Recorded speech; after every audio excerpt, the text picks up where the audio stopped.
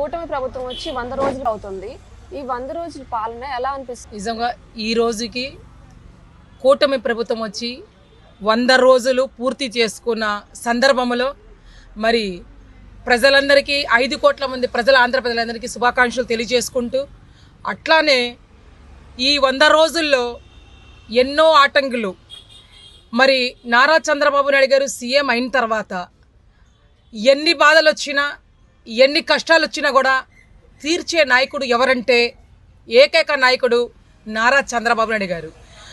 అనుకోని సమయంలో, అసలు ఎవరు ఊహించుకోలేని సమయంలో కొంతమంది గత ప్రభుత్వంలో చేసిన లోపాల వల్ల, 5 సంవత్సరాల్లో చేసిన ప్రభుత్వం లోపాల వల్ల గండిపడి మరి బుడిమెర కట్ట తెగి వరదంతా కూడా ప్రజలకి ముంచేసింది.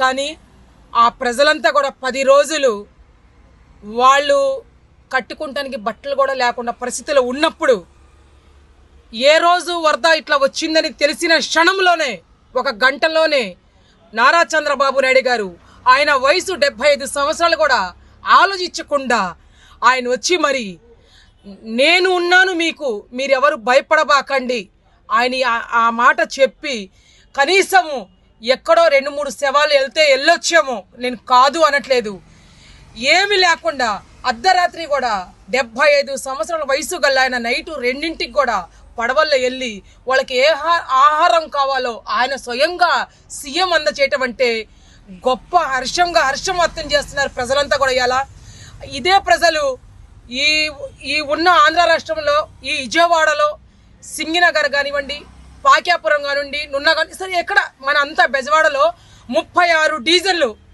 వరదలు మునిగిపోయి ఉంటే, ఈ వరదలో ఎంతమంది మునిగిపోయి వాళ్ళంతా కూడా వాళ్ళ నోటితోనే, మీ మీడియాతోనే, వాళ్ళ నోటితోనే చెప్తున్నారు, చంద్రబాబు గారు లేకపోతే మా శవాలే ఉండేవి, అదే చంద్రబాబు నాయుడు గారు ఉండబట్టి మేము సజీవంగా ఇట్లా ప్రజలు ఇట్లా చక్కగా ఇట్లా ఉన్నాము.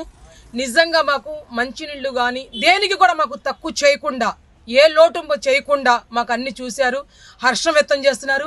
వాళ్ళకి మరి ఇల్లు మునిగిన వాళ్ళకి బడ్జెట్ ఏమి ఇవ్వాలనేది కూడా, ఎంతవరకు మునిగిన వాళ్ళకి లో కింద గ్రౌండ్ ఫ్లోర్ వాళ్ళకి బడ్జెట్ ఏంటి, ఫస్ట్ ఫ్లోర్ వాళ్ళకి బడ్జెట్ ఏందనేది ఆయన చూసి వారం రోజుల్లో రాష్ట్రంలో ఉన్న ఐఏఎస్ ఆఫీసర్లకి, ఐపీఎస్ ఆఫీసర్లకి మరి అందరినీ దించేసి ఎంత చక్కగా పరిపాలన చేశారనేది ప్రజలందరూ చూశారు ఈ 10 రోజుల్లో.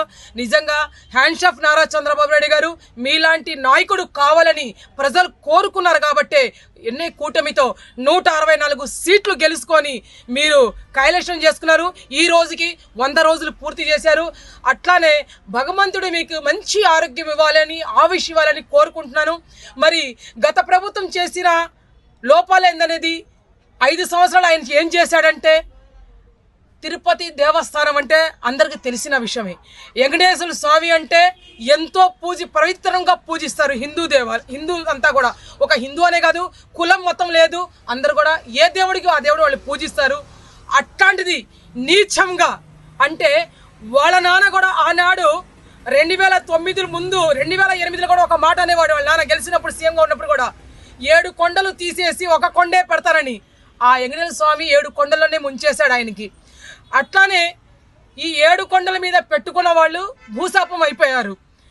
ఆయన 5 సంవత్సరాలు ఒక 100 రూపాయలు 50 రూపాయలు కక్కుర్తి పడి ఆ లడ్డూల్లో కలిపే ఆయిల్, ఆ లడ్డూల్లో కలిపే నెయ్యి, ఆ నెయ్యి ఎంత నీచమైన నెయ్యి తీసుకొచ్చి కలిపి ఆ దేవుడికి కూడా చెడ్డ పేర్లాగా తీసుకొచ్చడానికి చేశామంటే, అందుకొని ఆ దేవుడు కూడా, వెంకటేశ్వర స్వామి కూడా 11 సీట్లకే కూర్చోపెట్టారు. ప్రతిపక్షం కూడా ఇడు పనికి రాడు అని ఆ వెంకటేశ్వర స్వామి చూశాడు. కాబట్టి ఇట్లాంటి వాడు భూమి మీద లేకుండా కూడా పోతాడు. ఎందుకంటే దేవుళ్ళతో, ఏ దేవుళ్ళతో అయినా సరే, ఏ దేవుళ్ళకి, ఏ హిందూ మతం కానీ కులం మతం లేదు, ఏ దేవుళ్ళకైనా కించపరిచినట్టు మనం చేయకూడదు.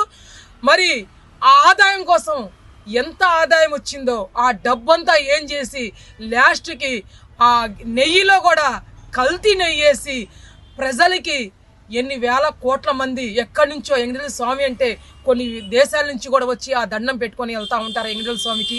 ఆయనతో కూడా చలగాట ఆడాడంటే జగన్మోహన్ రెడ్డికి త్వరలోనే భూమి మీద నూక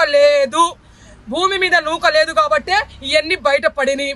అట్లానే రకరకాలు ఆయన ఎన్నో ఇబ్బందులు, ఎన్నో బాధలు, ఎన్నో కష్టాలు పెట్టాడు ప్రజలకి. ఆ కష్టాలు పెట్టినా కూడా ప్రజలంతా కూడా ఓర్పుగా ఉన్నా కూడా దేవుడితో ఆడుకున్నాడు చూడండి. ఆ దేవుడు స్వయంగా తన తండ్రికి పావురాల గుట్టలో పంపించాడు. ఈయనకి ఏ గుట్టలో పంపిస్తాడో మీరు త్వరలోనే చూడండి.